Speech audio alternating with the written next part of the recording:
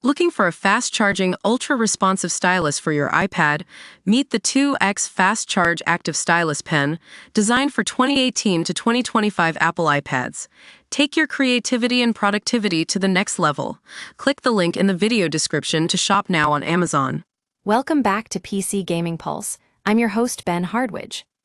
PC gamers have been showing a pretty clear preference for Nvidia GPUs over AMD's latest offerings, with the Radeon RX 9070 and 9070 XT failing to make an appearance in the May Steam hardware survey.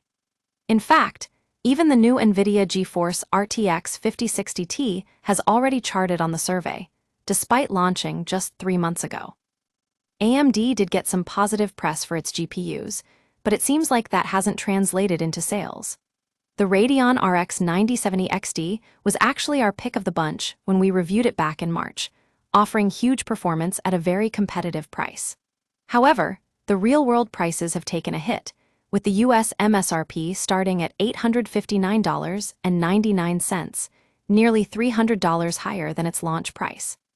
The AMD Radeon RX 9070 XT can't even be found on the latest Steam survey, while 5 different Nvidia GeForce RTX GPUs from the 5000 series have already made an appearance, including the high-end RTX 5070. That's a pretty strong message to AMD, especially when you consider that Nvidia has managed to keep prices for the RTX 5060 Ti under control, with even the more powerful 16GB version available at just $489.99. That's 14% less than its MSRP.